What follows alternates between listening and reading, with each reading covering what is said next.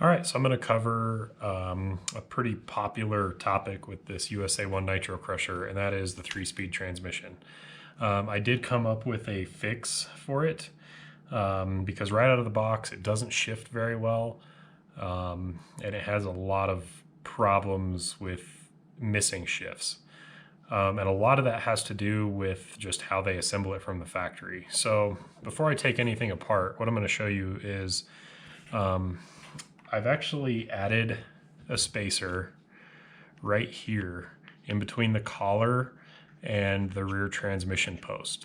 From the factory, there was a little bit of excessive play there, and I added a shim there just to help eliminate that.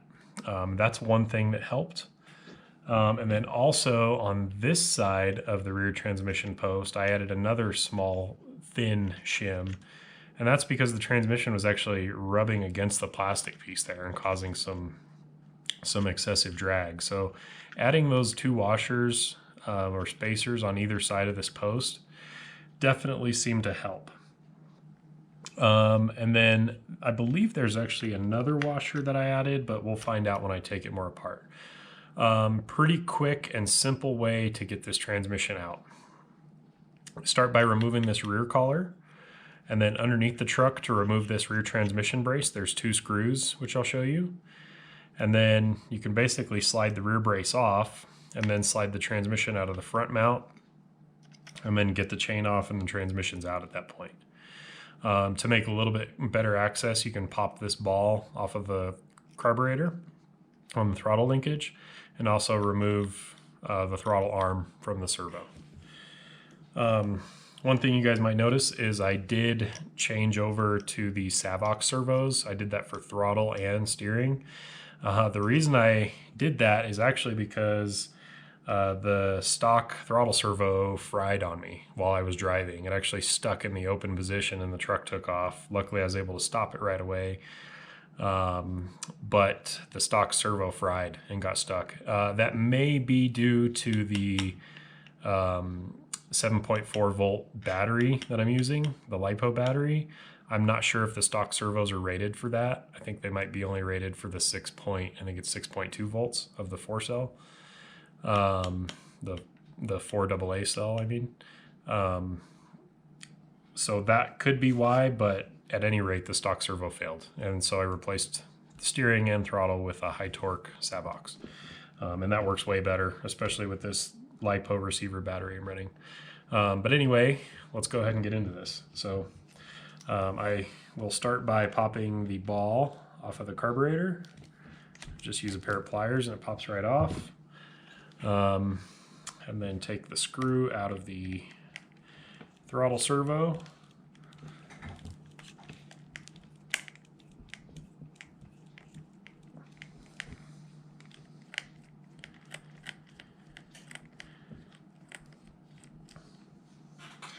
And one little trick on these throttle servo horns when you take them off so you know you put them back in the right position is set the horn so it's like exactly parallel with the case and makes a perfect cross. And that way you know exactly where to put it back on at. And then just pull it straight off. And then this will just kind of flop out of the way. So then you'll take your Allen wrench and remove this rear collar for the transmission. You can just loosen it up. And then it'll slide right off the back like that. And now we'll flip the truck over. And you can see these 2 screws here, these 2 Phillips screws. These are going to be the screws for that rear mount.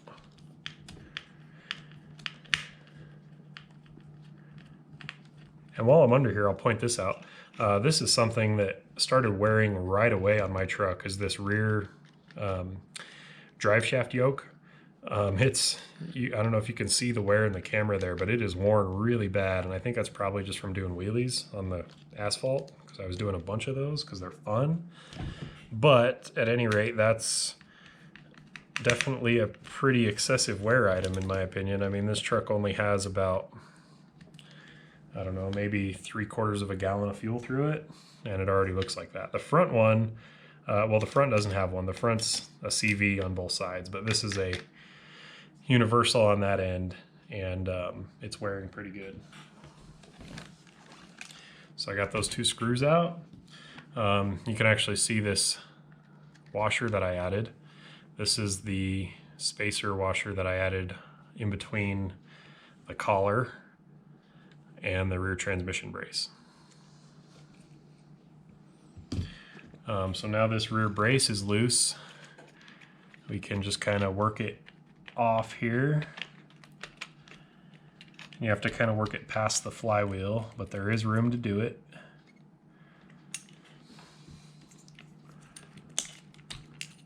There we go, that's off of there. So there's the rear brace. And then my other washer that I added just fell off here, so I can show you that. So this is that other thin spacer washer that I added in between the transmission and that rear brace.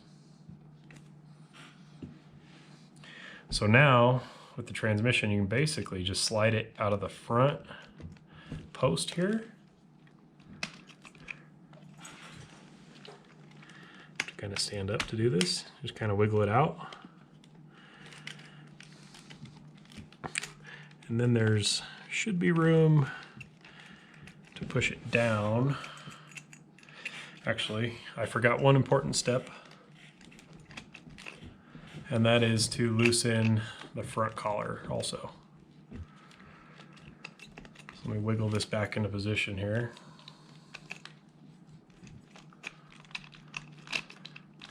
Let me just rotate it so I can get to the grub screw. So loosen that front collar, and that'll allow the chain assembly to slide, and that's really what's going to bind you up. So now you can slide all this out as you're sliding the chain off of the front end. I realize this is probably hard to see on camera right now. Make sure that grub screw's out far enough. And then this will just slide off. Again, it is kind of a tight squeeze, but this is the best way, I think, to take this apart, because you don't have to take off the bottom chain case assembly.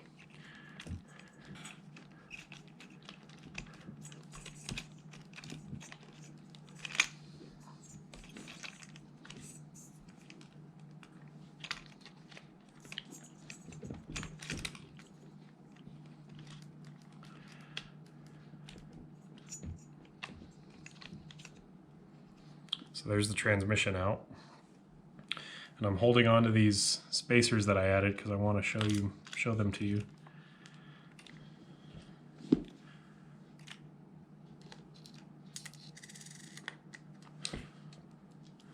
These are the 2 washers that I added. And these are going basically on the transmission shaft right here like that. And that helped to take up some play that was back and forth in the transmission. And then just to show you where the other spacers go. So this thin one goes on the back, followed by the rear transmission mount, followed by this spacer, and then followed by the collar, just like that. And then with these front 2 spacers on there in between the front and the front transmission mount.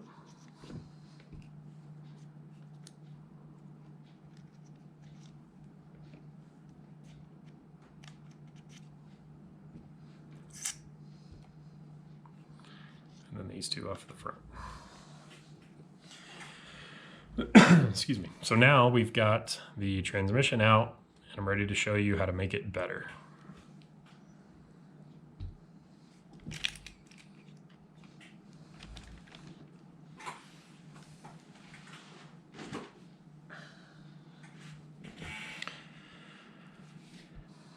All right, so here's your 3-speed transmission. These are pretty simple, actually. I know that they can seem quite complicated, but they're actually very simple. So to disassemble it with the transmission out like this, basically just start by removing the rear gear, which is your 3rd gear. And all that's in here is just a bearing and a bushing on the end. I wish that they would put a bearing there too, but they don't for whatever reason. And then the next piece to come off is going to be the front gear, which is your first gear. Okay, now in here there is a spacer that you don't want to forget about when you reassemble it. That spacer needs to go on that bearing, or it's actually a one-way bearing right there. That spacer needs to go there when you reassemble this. Okay, and then you're going to be left with this, and then you can slide off second gear. And you can see how these parts kind of stick on the shaft like this. That's really just, I think that just boils down to machining, and I can actually feel a groove on this shaft just from the wear. So I believe this shaft could probably be made of a better material to prevent that. But then at this point, you're basically left with the shaft and the two shift mechanisms. So basically how these shift mechanisms work is you've got a set screw on each one, and then this arm. The set screw, behind the set screw, there's a spring and a pin. And that puts pressure, more or less, depending on which way you tighten the spring, or the screw. If you tighten the screw to the right, it puts more pressure. You unscrew the screw, it puts less pressure on that spring. Turning to the left with less pressure makes the shift point sooner. Turning it to the right with more pressure on the spring makes the shift point later. And how it does that is that spring controls the pressure on this arm right here that comes out of the shift barrel. Okay, and that arm on the shift barrel grabs this part of the inside of the gear as it's spinning around. When it comes out, it'll grab that gear and engage either second or third gear. Obviously first gear, the one with the one-way bearing in it, it doesn't have that because first gear is always engaged. That's why the one-way bearing's there, so that when second and third take over, this will just free spin. Okay, so this will be your second gear engager, and that will engage on this part of the gear here. And you can see the wear on this gear from it grabbing it. That's definitely a wear point. Eventually that plastic is going to wear enough to where it just won't grab it at all. So if you're having a problem where you just, no matter what you do, can't get it to shift, I would check this plastic gear, and this would be a good item to keep on hand to replace as that wears. They do have a metal pin driven there, but the more the plastic wears away, as you get to that pin, it's just not going to grab all the way. And the same thing goes for the third gear. It does have a metal pin there, but you can see, you know, where it wears when it grabs. When that wears down enough, it's just probably not going to shift at all, or it'll shift and then slip. So now once you've got it to this point, you can push this pin out on the, this would be the second gear, or excuse me, third gear shifter. So you can slide that pin out of the shaft, and then now this piece, the third gear shifter, will slide off of the shaft.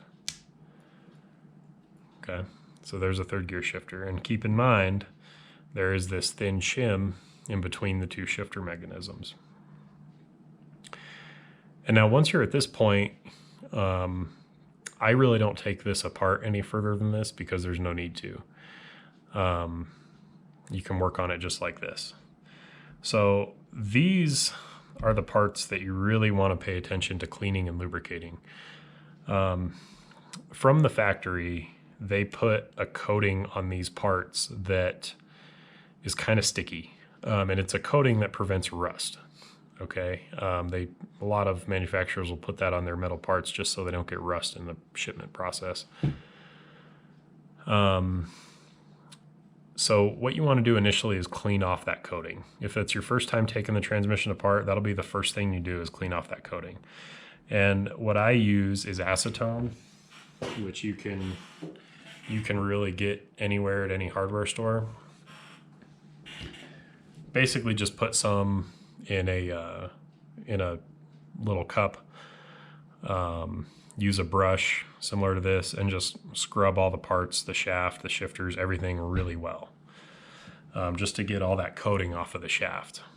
And then once you've got all that coating off, you'll notice these parts feel a lot smoother and they're a lot less sticky. And that sticky coating they put on this from the factory is what causes these shift arms to not be smooth at all. So that's what really causes a lot of the shift issues. When I first took this apart, trying to move it like this, like I am now, was almost impossible. It would stick and get hung up and just wouldn't work right. So just simply removing that coating makes a huge difference, okay?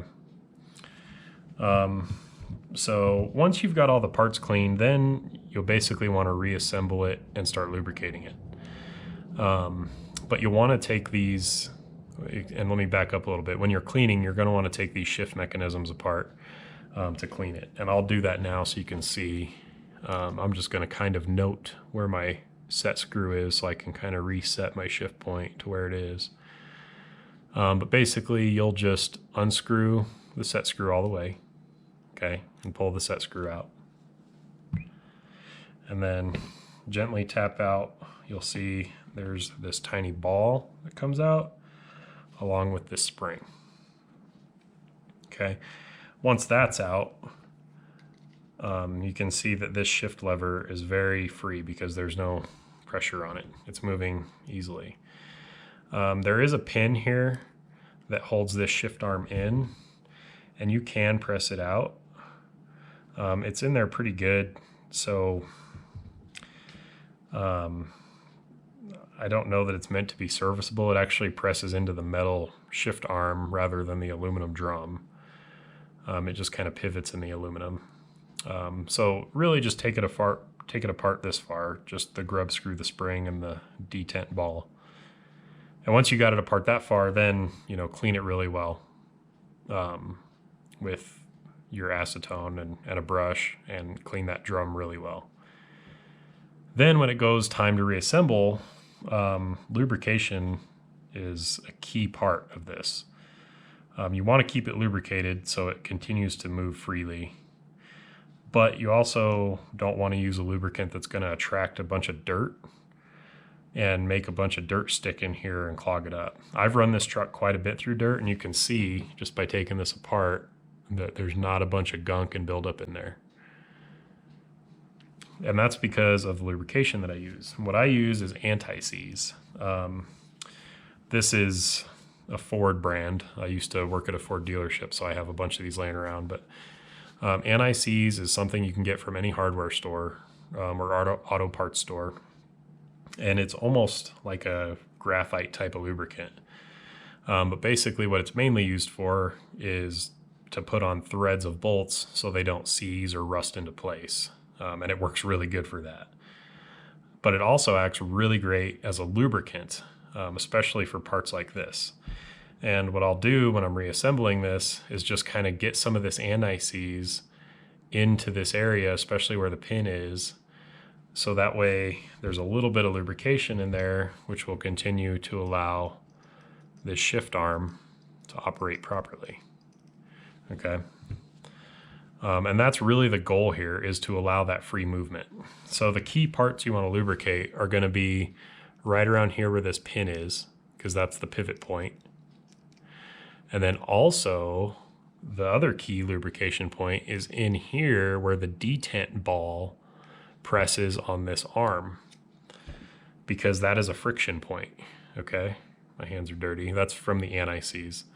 So this metal ball is a friction point against the shifter arm, and if that's a dry point, it's not going to want to pivot as easily. So it's really important to make sure you get some lubrication on this ball, and a little bit goes a really long way. Basically, like you can see there, it sticks to the ball, or the ball sticks to the brush. I'll just kind of like paint a little bit on my table, and you can see the ball is in the brush now. It's in there. And just kind of roll it around in the anti-seize, just so there's a fine coating on it, and then drop it in this hole. just like that. And then put your spring in, and then you can reinsert the set screw.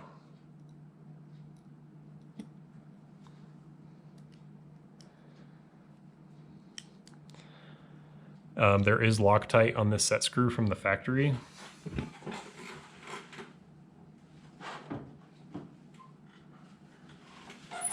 Had to get a rag there. There is Loctite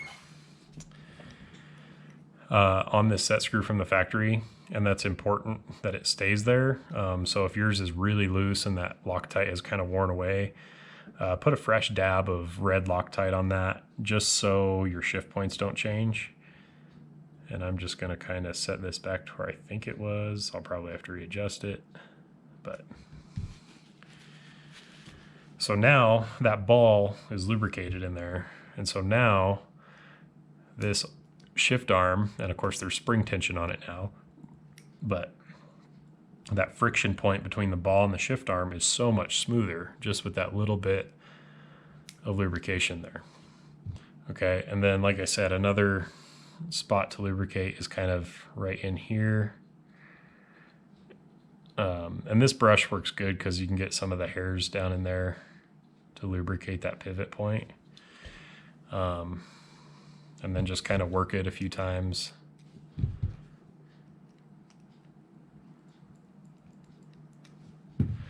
And then you just kind of wipe off the excess. And that's really it. That's the two lubrication points on the shift drums, on the ball and on this pivot point. So with it all cleaned up and lubricated like that, this is basically ready to go back together. And once you get this all reassembled and go to adjust it, you're going to want to adjust the 1-2 shift first, which would be this one here, the forwardmost shift point. You'll want to adjust that 1-2, get that working right first. Once you've got a good adjustment on that, then you can move on to the 2-3 shift. And the way I like to adjust these is I like to make sure the truck will wheelie in first gear, and then basically in the wheelie shift from second to third, and that kind of brings the truck down. And that makes it so you can just like hammer the throttle, let the truck wheelie, and it'll drive out of it and keep shifting, and it's really fun to drive that way. But you want to make sure that it's not shifting too soon to where if you punch the throttle, it goes straight to second gear. You don't want that. You want to make sure you hear both shifts, the 1-2 and the 2-3. You should clearly hear those by the change of the engine tone while you're driving. You can see where I have this one set. It's basically flush. So if you want to use that as a starting point when you reassemble that, it's set basically flush. The set screw is. My 2-3 shift is set with basically like 1.5 threads of the grub screw showing. And the 2-3 shift I think is a little easier to adjust. You're just using that for top speed. So you don't want it revving too high in second gear, but you also don't want to waste any RPMs either. So you kind of want it to shift, at the top of the RPM range in second gear and then grab third. And that's where I have this set. So that's about 1.5 threads showing there. So you can use those settings when you reassemble it. Another good place to put a little bit of anti-seize would be on the shaft itself where these ride. And you saw when I took it apart how it was kind of sticky. And that's probably because I think when I took this apart last time, I didn't do this. But if you put a little anti-seize there, that will keep this part from binding up on the shaft at all. So I'm probably gonna just go into time lapse now because I'm gonna lubricate this one and then reassemble all this and put the truck back together. And then I'll go into a clip of how to set the shift points on the truck when the transmission is installed.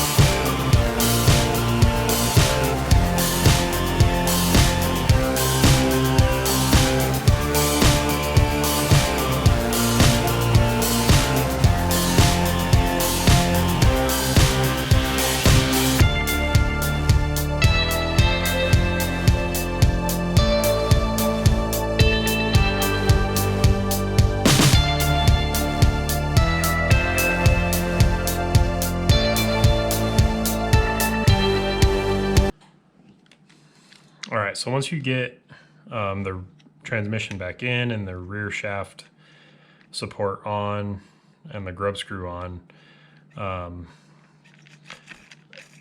you're basically reassembled, apart from, you know, putting your linkage back on. But just for the sake of the video right now, I'm going to show you how you would adjust the transmission shift points in the truck.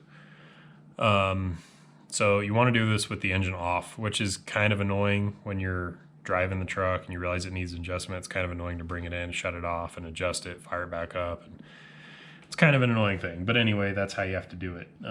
So bring the truck in, shut it off. If you want to adjust the 1-2 shift point, what you'll do is rotate the truck so this front grub screw is visible at the top, and loosen it. Don't remove it, just loosen it.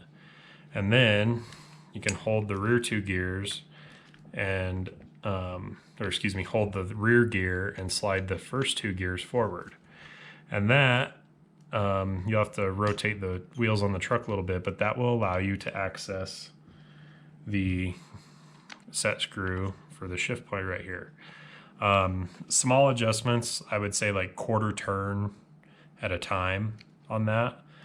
Quarter turn is kind of what I found to be the sweet spot as far as adjustment increments. So quarter turn to the right will make it shift later. Quarter turn to the left will make it shift sooner. Okay, so once you get that adjusted, you push these gears back together like that, and slide the front sprocket back on. And then on this front sprocket, on the front part of the shaft, there's a flat surface where that grub screw rides. So if you rotate the truck, you'll see that it'll rotate the front sprocket, and then you can just make sure that you're aligned, tightening that grub screw onto the flat spot of the shaft. If you tighten it onto the round part of the shaft, it's just going to spin, and you're probably going to ruin the shaft. And tighten it so it kind of snugs everything up. I have the rear one loose right now, so that's why there's that little bit of play in there, but you want to slide the front sprocket all the way back that way and then snug it up. And that would be your front shift, or your 1-2 shift point set, okay? To do the rear, it's basically the same. Rotate the truck until you can see the grub screw come around, and then loosen it up and just slide it back, and then you can kind of retighten it on the shaft. And then at that point, you'll slide the whole shaft forward, which will give you room to slide the rear gear backwards. And that's going to expose the 3rd gear shift mechanism right there. And same thing, there's your set screw. Quarter turn to the right will make it shift later. Quarter turn to the left will make it shift sooner. Get that set, slide your gear back forward. Okay, and then slide the whole shaft back. And then on this rear one, this rear collar, there's just a recessed area all the way around the shaft. There's not a flat spot on the shaft like there is on the front. So this rear one's not quite as critical. You just kind of want to make sure that you're pushing forward this way on the collar and pushing backwards on the gears, just so there's very little lash or play there. And then just kind of snug it up. Okay, so now everything is set. You've adjusted your shift points, grub screws are tight. Now you're ready to rock and roll. That's how you adjust the 1-2 and the 2-3. So the 1-2 is the grub screw up front, slide the transmission forward. The 2-3 is the grub screw on the back, slide the shaft forward and the gear backwards. That's how you're going to access those while it's in the truck. Pretty simple thing to do, but again, I mentioned it's kind of frustrating because you have to shut the truck off. If you try to do it with the engine running, you'll just get more frustrated. It's really annoying. Plus you're going to burn your hand when you're in there burn your finger when you're in there trying to move the gears around and stuff. So